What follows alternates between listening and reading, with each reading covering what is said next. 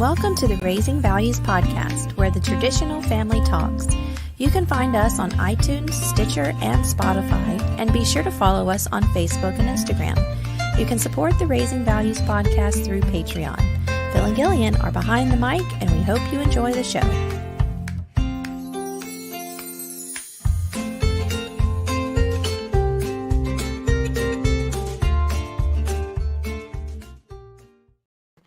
Welcome back to Raising Values. We were off last week because somebody had an occasion to celebrate. But now she's back. I'm here. And I didn't have a hangover. I had so many people text me. I was like, how's the hangover? And it's like, I only drank one little, I don't know what my brother-in-law gave me, but it wasn't very good. And I've already told him, but I only drank one of those. And then, like true old people, we came back to the house at about 9:30. Had coffee and more cake. And then we went to bed because we were tired and old. And In fact, my sister-in-law fell asleep on the couch. So it was a full day of celebrating. And this is always the hilarious part to me, is because for all these years, you've been giving me all sorts of hell about being the old man in the house. And you turned 40 and immediately just went straight into old lady mode. No. I will never, ever lie about what time I go to bed at night. I have a coworker that not makes fun of me, but she teases me because we eat dinner by 5:30, sometimes a little earlier. And then we're in bed by 9:30 at night. And then lights are usually out by 10. Like we've always been old. But anyway, and then she's up till midnight and she's like exercising at 10 o'clock at night. And I'm like, wait, the only thing I'm exercising 10 o'clock at night is Dreamland. That's it. Like, not doing any of that. So you have happy birthday wishes. Oh, thank you, Ben. Thanks, Nina. I appreciate that. I appreciate it. It was a really good celebration. My husband and my sister and sister-in-law did an amazing job. I couldn't have asked for. I mean, they really took a vision that I had and then turned it into reality. And so I'm super, super happy about that. I'm glad that my husband and my sisters saw how much stress I was under and planning my own birthday party. And they're like, go have a seat. I need you to go have a seat. We're going to do this. You're not doing your own birthday party. You're not planning it. You're not setting it up. You're not doing any of those things. Go have a seat. And so I went and had a seat. And it all got done. It got done. And it was kind of funny because the day of, Phil and my other brother-in-law went to go pick up the cake. And they brought it to the restaurant. And I get this text from Phil. I'm getting a tattoo with my sister at the time. And I get this text from Phil, and he goes, the party's set up. It's ready. And it's like not even 1 o'clock in the afternoon it yet. Was noon. And I'm texting back going, what do you mean set up? Like the flowers are set up and everything? And he goes, everything's set up. And I was like, tables are set up? Everything's set up. And I was like, oh, Lord. And so I looked at my sister and I was like, we're going to have to go to the restaurant. She goes, no, I'll take you home and I'll go see what the boys have done. Y'all, they did so good. They did so good. No faith. I'm faith. sorry. Mr. Night Vision helmet and body armor. I didn't think that you could set up flowers on a couple of I mean, he even set up the cake table. But let's call it. Did so good. But let's call it what it is. In another lifetime. What were you, gay? No. I used to be in the military, and planning an operation, executing is kind of a thing. So, like, whether it's setting up flowers on a table, whether it's setting up for a party, or planning how to do things in the dark and hood rat stuff. I mean. Wait, so it was dark and it's hood rat? No, what I'm saying My party didn't look hood rat. No. What I'm saying is that from the moment you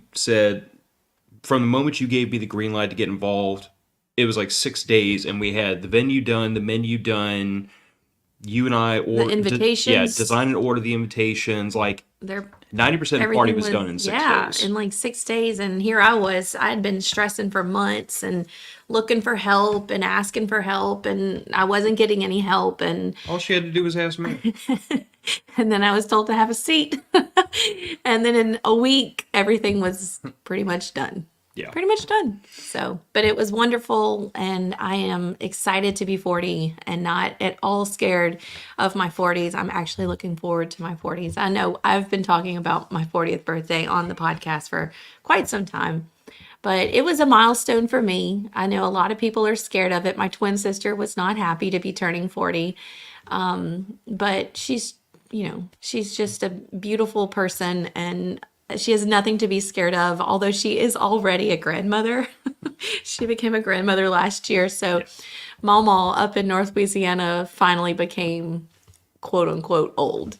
So we just tease each other. I always tease her anyway because she's a minute older than me. So she's always the older sister. And you're always the baby. And I'm the baby.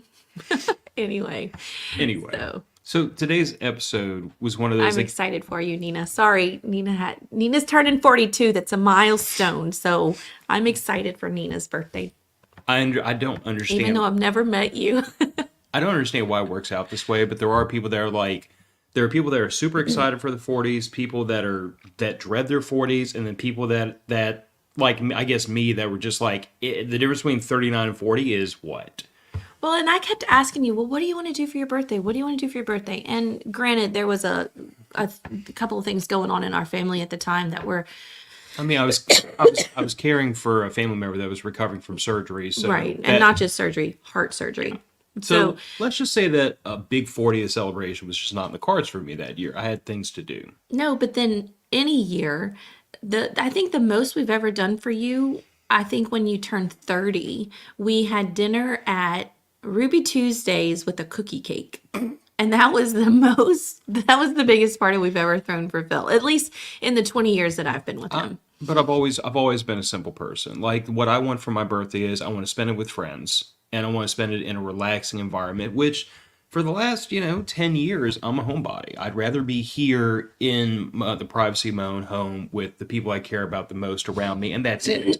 I don't want to be out. I don't want to go have a big party. I don't want to go to the bars. It's not me. It never has. It hasn't been me for 20 years. Yeah. Pretty much since Iraq, rapidly aged me from my 20s all the way into my 30s all in one shot. Well, one day we'll have a big party for Phil. Who knows? Maybe. But it was a good birthday. Yeah.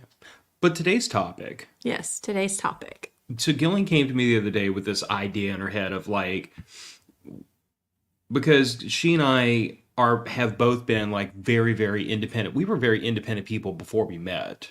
Mm-hmm. Very much stand on our own 2 feet, very much take care of our own business. And I think sometimes that made the two of us like coming together. Morning, Joe. Morning, Joe. I think that made the two of us coming together more difficult sometimes because we were so fiercely independent. And it was, I don't know like where the line between I don't want to give up my independence was. I think that's I'm sorry. Or the line. Or the line between just I don't ask for help, I can figure it out myself. Like I feel like for me it was the latter, but I feel like it was the former for you. I think that's what made the first handful of years of our relationship so rocky, was because here I have what I would have called an alpha at that time, and that is what our friends actually characterize the two of us as, like the woman now who got us together, who played matchmaker, said that we're both strong independent alpha in our friend groups or whatever. And that I've always been attracted to that. Well, not anymore. I just have that one attraction to you now. Good save, babe. Good save. Anyway, and now we know it's not so much alpha as what is it? Sigma. Sigma. So I think we're both Sigmas. But we were always, those first few years, we were always like battling each other with, no, I've got it. Like, leave me the hell alone. I'm a grown ass woman. I can handle my own business. I don't need you to swoop in and save me, all that stuff. And you were very much the same way. Like, I got it. I'm a man. Like, I just fought in a war. Like, you sit over there, lady, and make me a sandwich. That's not how you really were. But I was never like, you never asked me for help. No, never. But I didn't either. Yeah. And I feel like there was an element, and at the same time that made the two of us learning how to live with each other difficult, it was also the attraction because like I'd been very upfront with you from the word go that I the whole reason why I'd made it as far into my 20s as the whole reason that before I met you, I'd given up on getting married. I'd given up. I said to hell with it. This is not going to happen. I'm just going to be a bachelor for the rest of my life. It was purely because I hadn't met a woman yet I felt like was independent enough to for me to be able to cohabitate with her. Like I don't need another child. I don't need another dependent. I need a woman who's going to keep up with me, a woman who's going to help me achieve my goals, and I'm going to help her achieve her goals. And I need a woman who's self-driven to achieve things on her own.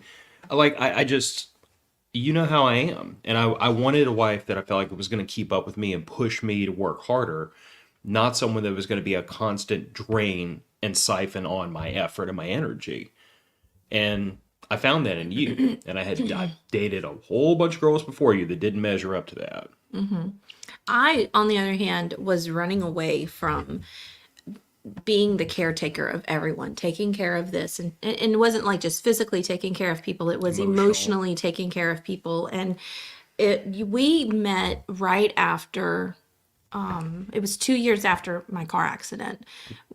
And if you don't know that story, then you can ask me. But anyway, I was still trying to learn how to walk again, and I was still trying to learn how to be independent again. I mean, there was a time during that period where I couldn't even wipe my own butt. I like couldn't bathe myself. I couldn't get out of the bed by myself. Like I was in a wheelchair, and I couldn't do anything by myself. And so at the that time in my life where I was walking without, a walker, or walking without a cane, or walking without whatever at 19, 20 years old, I didn't want anybody's help.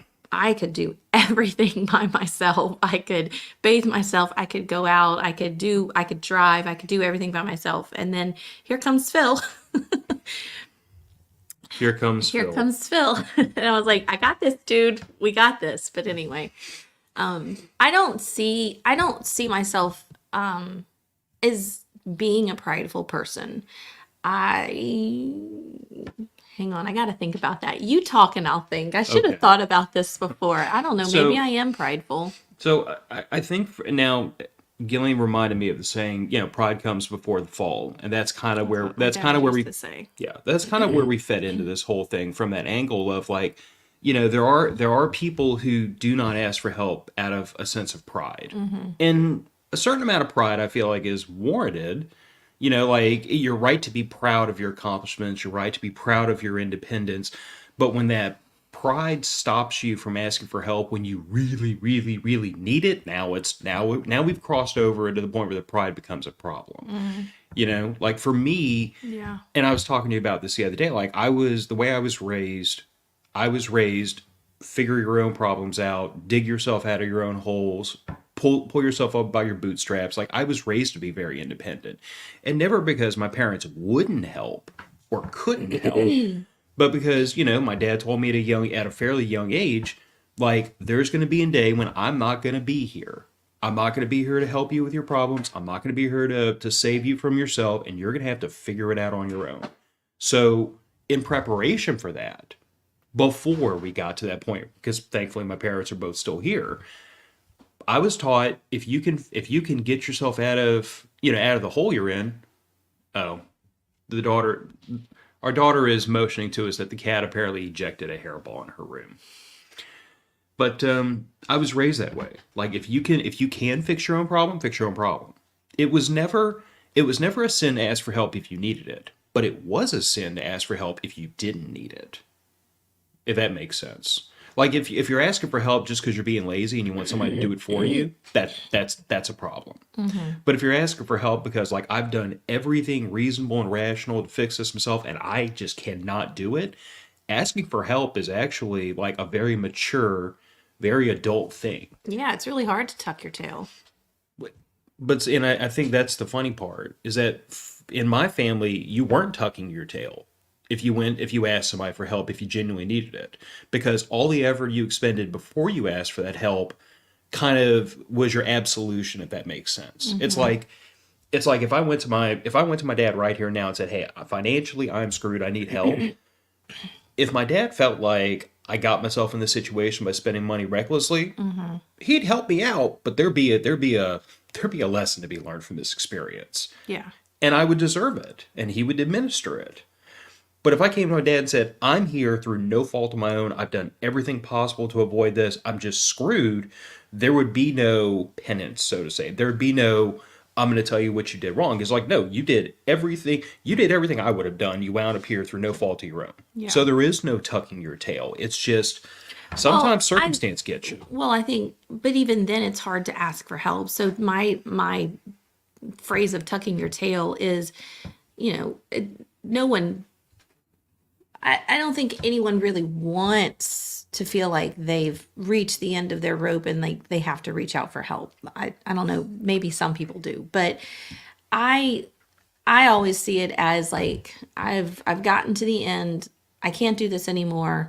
I get what you're saying. I don't know. Maybe my brain, I just need to talk it through today, but Let it rip.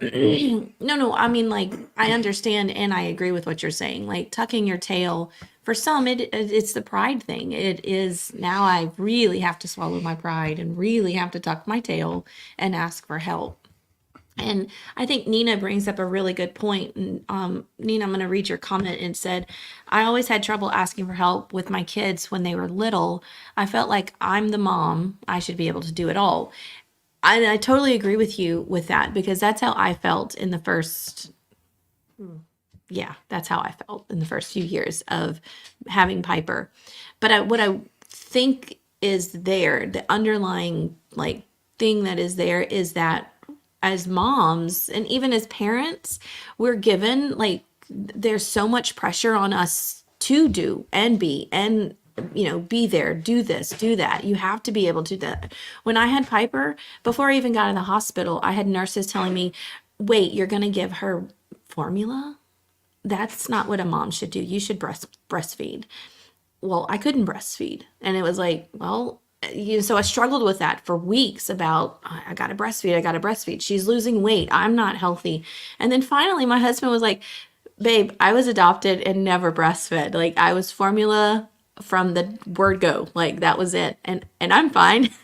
Yeah. It's questionable. Well, but no, I'm joking. But I am a happy, well-adjusted, obviously not underweight or, like with a learning disability. So obviously it didn't hurt me in any way.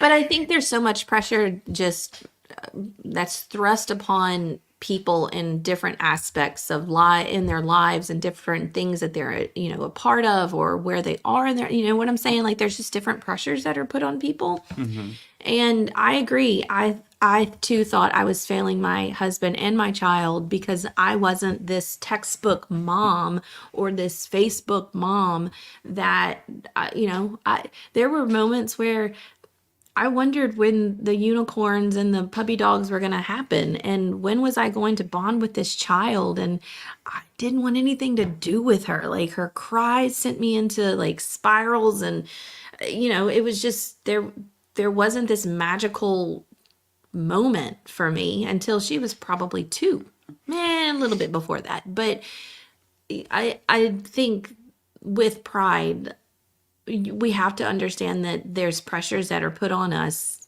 but we accept those pressures. Like, it took me a while to be like, I'm not these moms. And it took an old girlfriend of mine to say, "You have no idea what medicine she's on. You don't know what anti-anxiety pills she takes daily to look like she's focused and this great, textbook mom." And I'm like, she's right. She's right. So... And in spite of all that, at that moment, you did accept help from me. Because, I basically, for the first several months of Piper's life, I basically took care of you and her single-handedly for the most part. Well, at 2 weeks, my mom called and said, "Me and your dad are concerned." And I was concerned and you were concerned, and just like you had taken care of everything, except for like breastfeeding. And I wouldn't have if I could. I was already dealing with, not just that I had a baby, but like, I almost died in childbirth. I have a lot of traumatic stories. I almost died giving birth to Piper. I mean, they were rushing in bags of blood and all that stuff. And that could be a story for another date if I haven't told you. But so when I got home, I was dealing with the aftermath of Basically a train wreck. dying Yeah. with a newborn baby who I had to breastfeed and was not producing milk. And there was not, anyway. So my mom comes in and she hands me two anti-anxiety. I can't remember what they were. And she said, take these. And I slept for 2 days, which I needed to because my body needed to recover. I had stitches and I mean, I literally almost died on the table or in the bed. But I didn't even, at that point, I didn't even ask for help. I accepted it. It was offered. I accepted it. And You weren't in a position to not accept. I couldn't. I don't think I would have made it had I not accepted the help. So my mom comes in and she stays for a little while, and her and Phil are doing everything with the baby, and I'm in the bed, and yeah, it was rough. But I was not in a position to not accept the help. I don't know what would have happened had I not accepted the help. Had I just been like, "Mom, we got this," and then turned her away at the door. Like she didn't. I don't even remember her saying, "I'm coming over." She talked to me. I knew she Oh, was okay. coming. Well, I didn't. I just know she came in and I started crying and she handed me the pills and I took the pills and I went to sleep for like 2 days. Well, and to be fair, when she sent you to bed, she also told me, she said, you need to sleep. Yeah. So, I mean, I gave her Piper. I went lay down, got, I think, 6, 7, 8 hours of sleep, woke up, and I went right back to it. But, Yeah. I mean, I will always be grateful for that. yeah. But I guess for me, again, it was always the fact, it was like I told her when she said she wanted to come over and help. I'm like, I'm not going to turn you down. But if you can't make it, like, I'll handle it.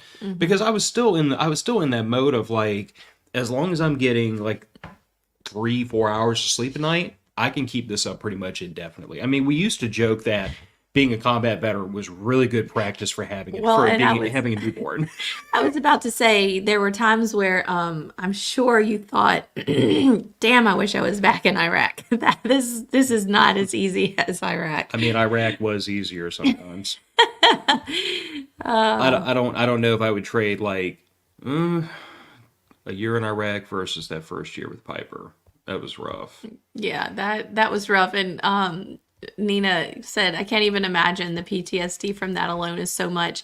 That is why we are one and done. That's why Piper has no siblings. We talked about having more kids You when really Piper. wanted more kids. I wanted 4 kids from the time I was little. I vetoed that Like, idea. you know how girls dream about their families one day and getting married and naming their children. I wanted 4 kids. And then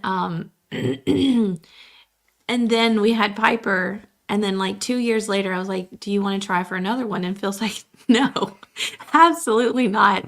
Am I putting myself through that or you through that or Piper through? No, we're not having any more kids. And so I had to go through this whole phase of, I had to tell someone this the other day, a couple of days ago. Grieving. A grieving process of this is it. As you know, I'm not going to have any more children, and I won't have that feeling of growing a child in my womb again, and I won't have all those feelings of being a mom again and all that stuff. So I did have to go through a grieving process after we decided not to. But man, you know the song "Thank God for Unanswered Prayers."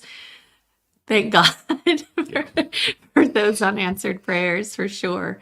Well, and for me, that was a purely rational, I thought a purely rational decision because, like, when you came to me, I was like, I've heard every argument that, well, there's nothing to say the next one won't be as rough as the first one was. But my point of view was, I'm like, yeah, but there's one thing different in the equation now, and that's the fact that, when we had Piper, I was in the process of getting laid off from work. Yeah. So you were at home. I was at home. Yeah. I mean, yeah, we didn't have I was winding out the last few months of my employment. I had thankfully put away a chunk of money in the savings account to float me until I got another job. And I was job hunting while taking care of her, while taking care of you, which is why I was only sleeping like 4 hours a night. But at the same time, How like, did we make it here? well, but we made it because in my humble opinion, being the rabid Christian that I am, I think God maneuvered those pieces on the chessboard and put us right where we needed to be. We had a lot of good family too Yeah. that came in and swooped in and helped. So But at the end of the day, it was like I told Gillian, I'm like, if we do this again and this happens again, I have to go back to work because I'm going to have a job. And if I stay out long enough, something bad's going to happen. So you're going to have to be able to stand up on your own 2 feet and do this. And you couldn't last time. I couldn't. You're right. No. And at the same time, like, call it what it is. Every year older a woman gets, the risk of childbirth gets greater.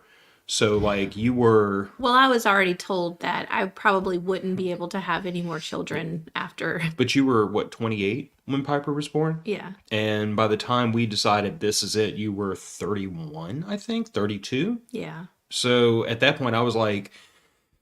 The variables here are telling me this is a really bad decision to try to have more children. Yeah, like and we weren't like completely averse to it at first, but we weren't trying. And then eventually we made the decision, that's it. Yeah. And my doctor did say, and I'm going to not get this statistic right, but I want to say she told me that the chances of having postpartum the same or worse was at like 70% for a second child. Great. And so that was the big kicker for me. Like, I can't go through the depression and the anxiety and the panic and, all of that stuff all over again. And it lasted for years. And then physically, she said that I probably wouldn't be able to have any more children because of all the damage. Piper literally broke the mold. Figuratively and literally.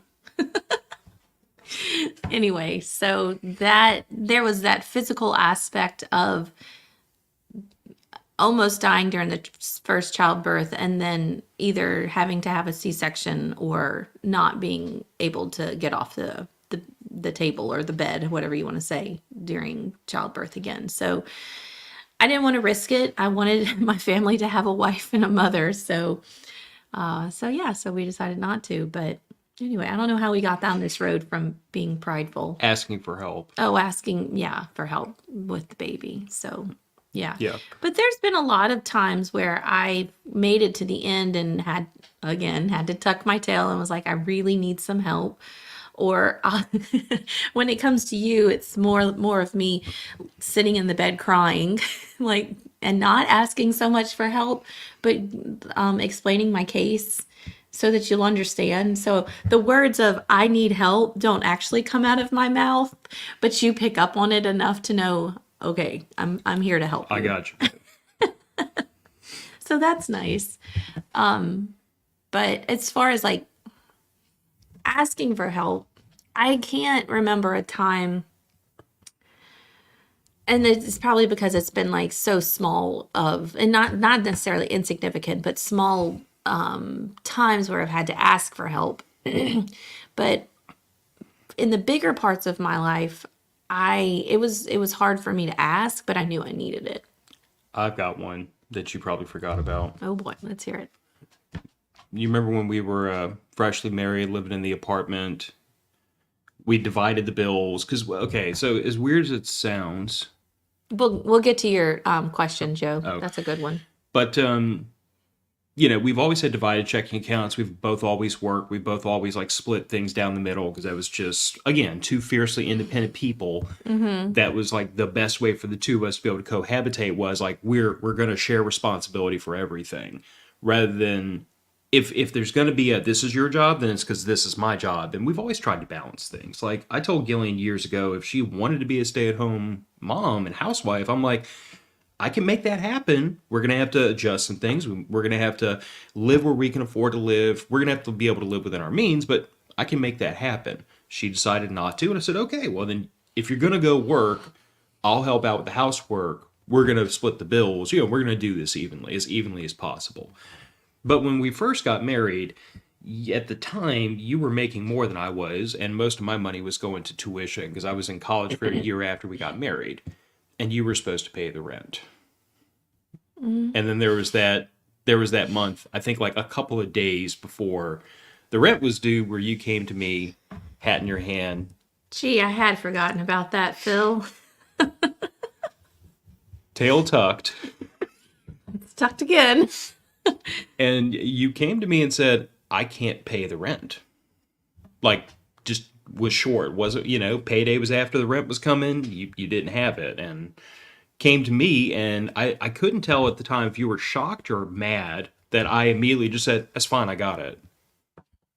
I don't think mad would never, I don't, why would I be mad because you were calm about it and didn't like rake me over the coals? It was more shock of, I really expected to be like handed my ass at this point because I couldn't afford to, make ends meet for my budget.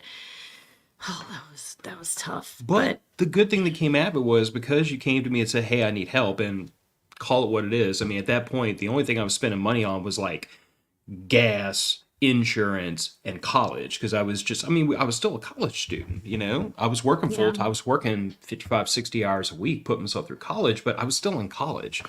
So I didn't spend my money on anything except you and I going out once a week and, important stuff. So I had money sitting off on the side. And when you said, hey, I can't pay the rent, I was like, not a problem. I got it. I've got the money because I've been saving. I've got that emergency fund just in case. But the good thing that came out of it was like that was when you and I sat down and had a real conversation about budgeting and figuring out how to plan your money. And your spending habits improved 200% after that. You never had a problem paying bills again. No. I was just so embarrassed, I guess, that I didn't ever want to be in that position again. But I was. I have gotten in that position before. Last month. Okay, anyway. Anyway, we're moving on. We're not talking about Gillian's finances. Well, no, but we were talking about asking for help, and It's still hard for me to ask you for help for like money stuff. Like our accounts are still separate. We don't have a joint account. We don't have a joint account anywhere. I take care of bills and you take care of bills. Like we just split it. And a lot of that is based on our income. And so I take a lot of the smaller bills and you take the bigger chunk bills. which was the inverse years and years ago when I made less than you did. Right. Like we've always tried to split things relative to like how much the two of us were bringing in. And we also know that between November and February, money is tight because of Christmas and birthdays and all the stuff that happens during that time. And so when it comes to like some finances and then of course, like for instance, this month some medical bills popped up because I've had to go see the doctor a couple times, which is not a big deal. Everything's fine. Anyway. I have had to come to you and say, can you pay this? Like, and it wasn't like it was less than $50, but that's how much right now, well, not right now anymore, but a couple of weeks ago, that's how tight things was I can't pay this $35 copay and I need you to step in. Can you just pay this, please? Yeah, and I could. And I know, but what I'm trying to say is it's still hard for me to go, well, could you just pay for this part? And then I'll pay for that. And like it's still hard for me to swap our finances and say, well, can you pay this bill this month? because you feel like that's your responsibility. Well, yeah, I feel like it's my responsibility. And I also feel like I have somehow blundered this and now I can't take care of my responsibilities. And now I'm having to go to my husband to take care of my responsibilities. And so, yeah, the pride thing is there for sure. Of course, I'm a very prideful person. Even though at the beginning of this show I said I wasn't, but I am a very prideful person. Oh, God, yes, you are. I don't know. But yes, so I still have to ask you for help sometimes. And I don't like it. Still don't like it. Even after the first time I had to ask you for help. I still don't like it. And me, on the other Time hand, like, limits. I don't know. I don't feel like I have a hard time asking for help. I think for me, it really just comes back down to like, again, the way I was raised. Like before I ask for help, one of two things is going to happen. Either I'm asking for help with something so that I can put my effort somewhere else. Okay, there's certain house chores I take care of. And occasionally I'll ask you or Piper, be like, hey, can y'all fold that laundry so I can go take care of this? Yeah. And usually that's because I can fold the laundry. I'm capable of doing that. but you and Piper can't do this other thing that needs to be done, and I can. So to me, it's like, if I'm going to do this, if y'all do this, then I can get to this faster. We can all be done faster. Yeah. But on the other hand, for me, it's a lot the way I was raised. It's like, if you're going to ask for help, you better have done everything you can by yourself. Like, don't wait until it's an emergency. That's the other road we need to go down, because that's what we had talked That's about. where we're heading. But it's I'm glad you're on that. Don't wait until it's an emergency. Don't make it an emergency by waiting to the last possible minute to ask for help. But if there's something you can do to fix the problem, you should fix the problem yourself. That's just your responsibility as a grown person. Like, I can remember a time when before you and I met, I was probably my first or second semester at University in New Orleans. I was living home with mom and dad. And like, at that time, my dad had my checking account linked to his because they were both through the same credit union. And it was always done that way. Like, if I got into a bad situation, my dad could throw some money into my account to get me by. And he just happened to log on to look at his accounts and saw mine and had $20 in it. Now, I'm working a part-time job. I'm going to school full-time, but I got $20 in my account. And my dad stopped me and was like, "Why didn't you tell me that you ran out of money?" And I'm like, "I'm not." And he was like, "You only have $20 in your checking account." And I'm like, "But I'm fine. Like, I get paid on Friday." And I think this might have been like Tuesday or Wednesday. I'm like, "I get paid on Friday. I've got a full tank of gas. My car insurance paid. My cell phone bill's paid. I don't need anything from now till payday. I'm good. If I needed help, I'd ask." But I feel like that's how I live my life every 2 weeks. I mean, that's just called adulthood. But my point is, like, that was my dad saying, if you needed help, you should have asked, and me saying, if I needed help, I would have. Like, if I thought I was in danger of running out of gas between now and payday, I would ask. If I had to pay tuition, I would ask. But I wasn't in the situations. Like, my very last semester at SLU before I graduated, I mean, bear in mind that I was working full time. We were living together. We were married. I mean, but money was still tight. Money was very tight that first few years when we were first establishing ourselves, like most people are. But I ended up going to my dad because I was getting paid on, I think, a Friday, but I had to pay the bursar's office for that semester by Tuesday. You see what I'm saying? And I didn't have it. I was going to have it 3 days later. But I literally called my dad up and I'm like, "Look, this is the situation. I get paid on Friday. I have to pay the bursar's office by Tuesday or I can't start the semester. I'm like, if you don't have the money, I'll go get a payday advance loan or what. I'll go figure this out. I have other options. But before I do something that involves like a 50% interest rate or something crazy, Right. I'm asking, can you help?" And all I was asking for my dad was basically to loan me like, I think, $600 so I could pay for the semester and I'd pay him back 3 days later. He wrote me a check and said, "You've put yourself through 4 years of college and haven't asked me for a cent. Consider this a graduation present." Which, that was well appreciated. But again, I went to my dad because I was like, before this turns into an emergency or before I just pull the plug on finishing my college degree, I'm asking for help. Yeah. So, like, I think for me, it was always an element of, if you need help and I need help because of a self-inflicted wound, you're going to have to hear about that self-inflicted wound. You know what I'm saying? We're going to have to, and for the way I grew up, it was never, "I'm going to tell you about this to make you feel bad about it." It was, "I'll help you, but part of helping you means making sure you don't do this to yourself again." Again, that old adage of parents are our teachers. And for my parents, it was always, "I'll dig you out of this hole. That's going to happen because you're my son. I don't want anything bad to happen to you. But I have to teach you how not to get in this hole again." Yeah. Because if I don't teach you that, I'm not fixing the problem. The problem isn't I got in trouble, or the problem is not I'm in trouble. The problem is I got myself in trouble. So anyway, we have to go catch up on a couple of things that fired away. Joe said, "Family has to be teamwork, especially when babies are new. I took the night shifts with the formula bottle so the wife could sleep and be, hey, day mom." I don't know. I didn't sleep that first couple of years. We just... I'm glad y'all got some sleep during your children's first years, Joe. I'm joking. I do remember though, like We did eventually. there were times when I would like Piper, especially because she had such bad gastric reflux when she was first born.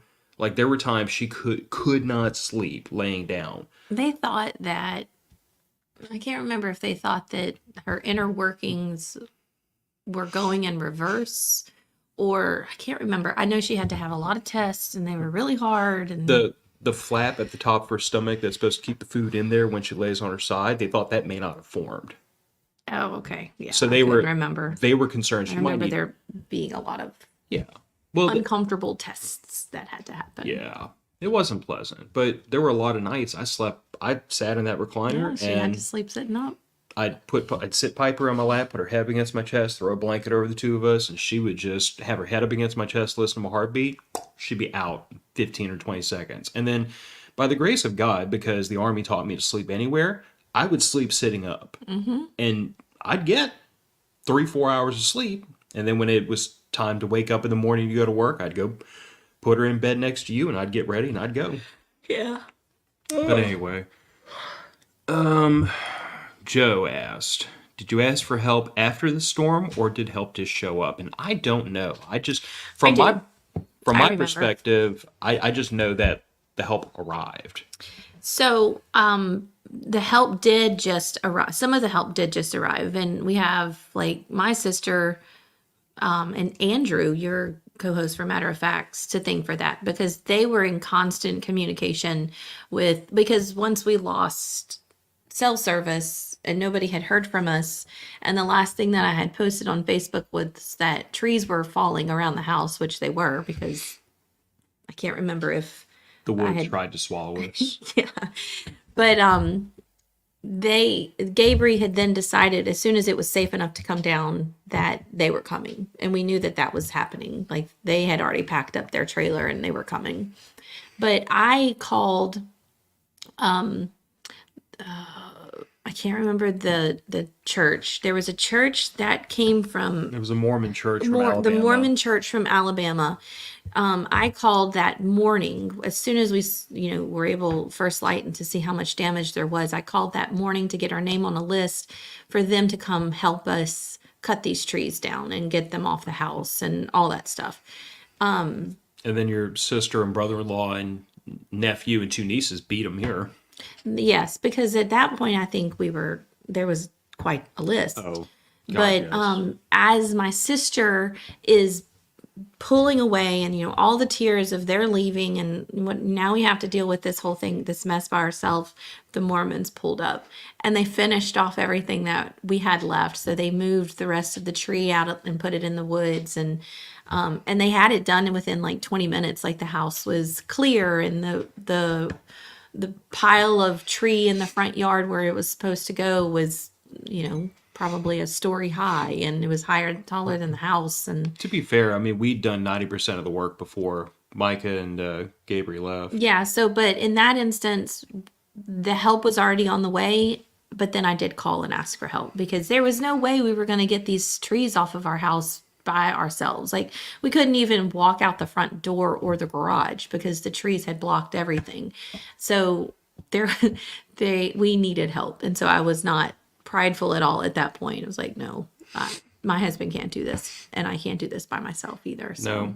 But that first morning, I was out there with a bow saw and an axe trying to at least... I Guy here. No, but hear me out. I knew I wasn't going to deal with all the mess that was in the front yard without chainsaw and help.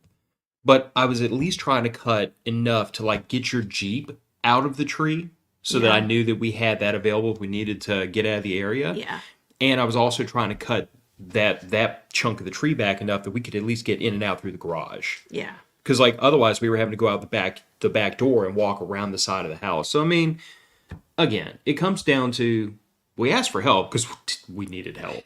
Yeah. But I also looked at it as, there's this thing that I could do right now, and I've got the tools to do it. It's just going to involve some effort. So Yeah, quit I being mean- lazy, get over there and get it done. The two of us worked hard until somebody, we got people there, because there were things that we could do, so.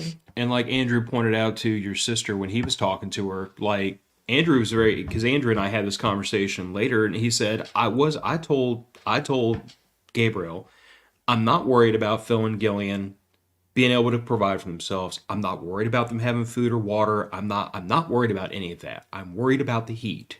Because Andrew knew it was like high 90s down here in August, and without power, that's no air conditioning. And, Andrew was concerned about our well being from a standpoint of heat exhaustion or heat stroke.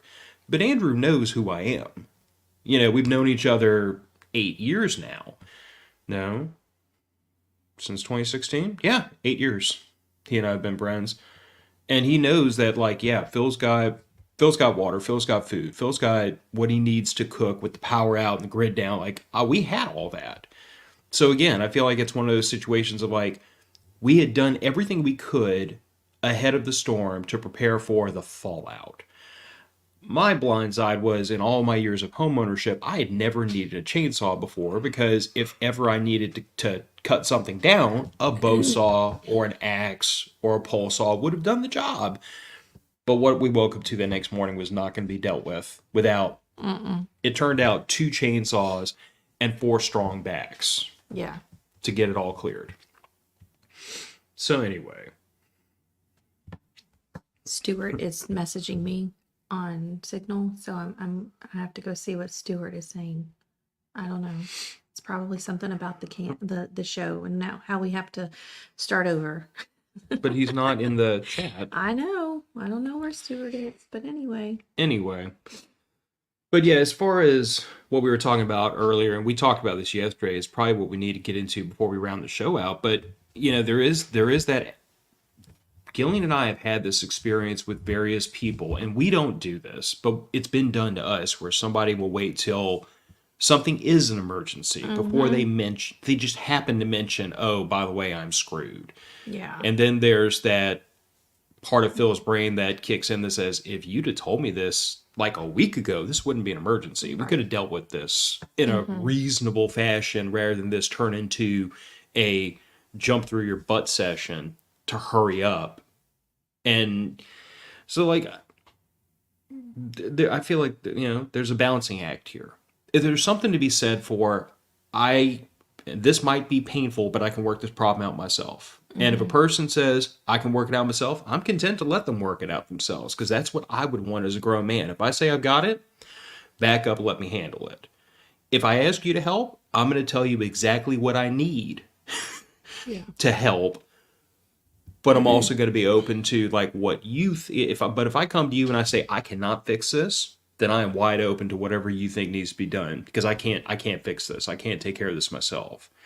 So I feel like where we get into trouble on the other side of this equation when somebody comes to us is one of two things: either they wait until the problem is turned into an emergency before they ask for help, which doesn't work out well for anybody, or they can't fix the problem themselves, but they want specific help, if that makes sense. It's like, you've already admitted to me you can't fix this problem by yourself. Yeah. So once you come to me and say, can you fix this? My response is, I'll fix it, but I'm going to fix it my way. Because you've already admitted you can't fix this. You don't get to, with me, you don't get to not fix the problem and demand it get fixed in your way on your timetable. Once you put yourself in my hands, you got to surrender control and let me fix it. Yes, and in some cases where we've been involved, once that has been suggested or told to them, they back up and say, "Never mind, I don't need your help." But here's So then, was it an emergency? But here's Phil in a nutshell. If I tell you, if you need help, you have to get out of my way and let me do it. And you immediately, it's the minute you're not in control, you get uncomfortable with the situation.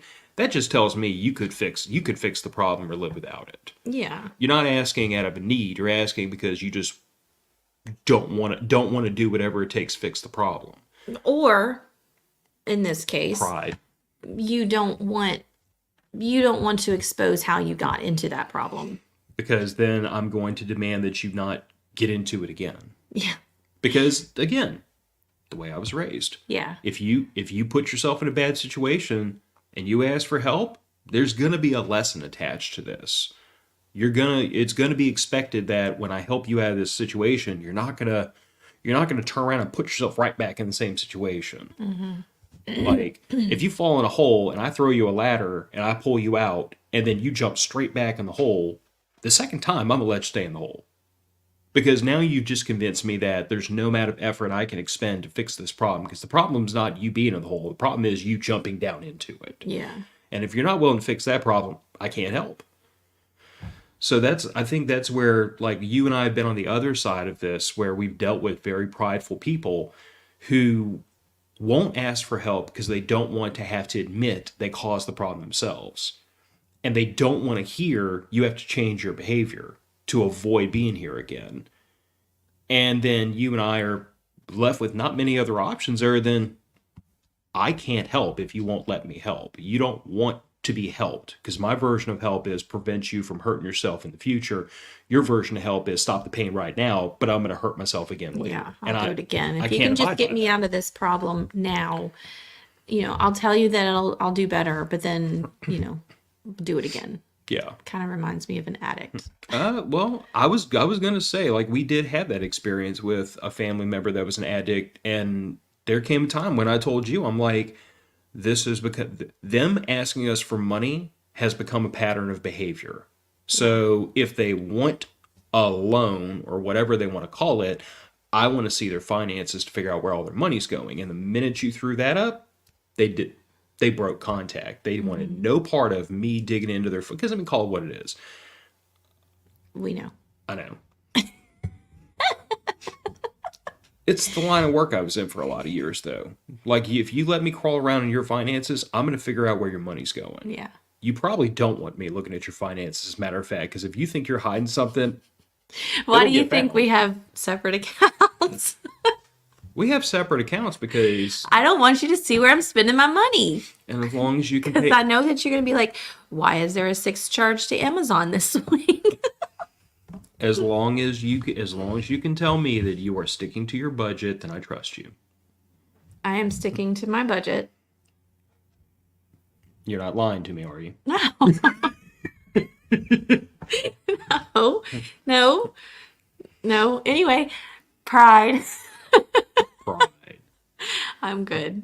We're good. But Anyway. no, like I said, so I mean, I guess this was a long-winded way of saying, like, I feel like there's a super, super thin gray line between being prideful and being independent. And I think I think if I had to establish where that line is, it has to be whatever you're calling pride or independence, whether it is a net positive or a net negative to you. Like, if it's causing you to not ask for help when you obviously need help, then it's pride. And if it's causing you to work hard and be responsible to prevent causing a problem, then that's independence. Like, I feel like I feel like that kind of comes back to my standpoint on a lot of different things. It's like where's the line between being health conscious and being neurotic about every tiny little thing? Is it promoting you? Is it encouraging you to look after the way you eat and take care of yourself so that it's a net positive, or is it making you a mess because you're constantly worrying about nonsense? The line always to me has to be, is it helping you or hurting you? And in this case, I feel like you've had some moments in your past where it has been pride that has stopped you from asking for help. But I feel like, we've both grown to a point where together and as a couple, we've come just to a point where we want to be very fiercely independent. We want to take care of ourselves. We don't want to constantly be asking others for help if we don't need it. But at the same time, be gracious and mature enough that if we need help, we suck it up and we go get it. Mm-hmm. And we have done that. Yeah, we've done that. We just had a whole show about that. Yeah. Sometimes the asking for help is painful. Mm-hmm. But I don't think it should be. Well, good luck with that, because it's always going to be painful. Like I said, I still don't like having to ask you for help. I'll do it. Well, financially, I don't like to ask you for help. Okay, what other kinds of help other than financially? Because I know money's a sore spot. I mean, it's not, I wouldn't say it's like a total sore spot. I think we've gotten past the whole financial troubles, between the two of us kind of thing. And a lot of growth has happened. But I don't mind asking you to, I don't know, Oil clean the the hinges on the kitchen front or door. oil the hinges on the front door, or hey, could you help me with my car today? Could you help me wash my car or whatever? Like, I'm not scared to ask you for help unless it's finances. So finances are still a sore spot. Sometimes it's just, you know, yes, yes, yes. It's still a sore spot. Yes. Moving on. Should we make the next episode about stubbornness? No. Where's the line between stubborn and strong-willed? That could be an hour. Oh, Lord. Oh, Lord. Well, anyway, moving on. Time to end this episode before I get in trouble. I do want to, because we're getting close to it, the Women Who Prep conference is coming up in April, and you do not have to be a woman to attend. However, it is the Women Who Prep, so we're trying to reach more women who do this. But anyway, Women Who Prep conference is in April. The tickets are on sale. I keep saying I'm going to do this, and I haven't done it yet. I will be posting an affiliate link on the Facebook and Instagram, the Raising Values Facebook and Instagram. So if you would like to buy your tickets through me and help a sister out, because I have a Costa Rica trip to pay for, then please do that. But the tickets are on sale, but don't buy them until I post my affiliate link. And it's in April. And you're going to do that as soon as we get done streaming. Yes, so yes, that you yes. don't I'm gonna forget figure about this out. I'm gonna post my affiliate link. It's a couple of days. It's online. You don't have to go anywhere. You just buy your tickets. There's going to be prizes and giveaways and all that stuff. And there's also going to be a live Q&A session there. And then, there's individual sessions that you can attend, and then you can do the live Q&A, and then you could do the panel discussion. And I'll be on the panel discussion, and I'm also doing my own segment of prepping with kids. So if you haven't heard me talk about that on Matter of Facts or even on Raising Values, then definitely join us for that so you can see it. I think that's it. Prepper camp, yeah, but that's coming up in September, and coming up that's not a lot. That's a ways. That's a ways away. Yeah, but if you haven't already made arrangements to go to prepper camp, you better be on that yesterday, because the entire the place is booked. the entire campsite is already booked out for all the improved spots. Tent City, I don't know if they're doing a waiting list or if it's first come first serve, or if you want to look into the local area. But Prepper Camp has sold out. Orchard Lake has sold out earlier in the year, I think, than it ever has in the past. And if that's any indication of the time period in which tickets will probably sell out for the event, if you are at all interested and you're within driving distance of, Saluda, North Carolina, you better get on your A game right now. And yeah, let's just address. Let's go in to address this comment. Very good, Ben. Phil, are you sticking to your budget? Night vision? I actually told him to spend that money. Phil does not spend money. He doesn't. It sits and it grows and it's great. And I'm so excited and wonderful that, it's wonderful that he does this. He does not spend money on himself. And so when the opportunity for night vision came to him, even though it was a few $1,000s, and I said, do you have it? And he said yes. And I said, will we be okay if you spend it? And he said yes. And I said, then spend the money and get the night vision. And there was no selfish reasons from my part that I wanted him to get the night vision. And I have spent the last 7 months recuperating from that financial decision. Yes, Joe, he surprised me a couple of weeks ago with the beach trip. We're going to the beach this summer. He just said, Phil has money, beach trip. Yes, we're going to the beach. Yes, I'm going to Costa Rica with my sister-in-law, and I'm super excited about that in April. But then my husband's taking me to the beach during the summer. In addition to the Matter of Facts camping trip. Yes. I told Gillian that since that financial upheaval, I've been busting my behind to get our savings account funded back to the point I would like it to be. And once we get there, then I'm going to start saving for a beach trip, which should be doable. I mean, I've done some financial projections, and we shouldn't have a problem with that. But yes, to Gillian's point, I don't spend money within my budget. I have X amount of money that's budgeted for, prepper stuff. But a lot of my money goes into, funding 3 different retirements and a savings account and taking care of bills and these 2 girls. So I don't spend money on myself very often. And several $1,000s for night vision was a very out of character experience, expense for me, but it's been fun. It has been fun. It's been fun, especially on camping trips well, that wasn't fun for me, but because I was kind of scared, but Well, but when there's no light pollution and you get to chuck up your cell phone camera behind that PBS 14 and you can see stars that you didn't even know existed before. it's so cool. But anyway, Boys, if you want to convince your spouse to let you buy a PBS 14, talk to them about stargazing. using a PBS 14 for stargazing or nighttime photography, because it's light intensification. So stars you can't see with the naked eye, you'll see all of a sudden. It's pretty cool. It's a lot of fun. Anyway, well, I hope you guys have a great rest of your day in summer, Sunday. I'm waiting for summer. I wish summer was here.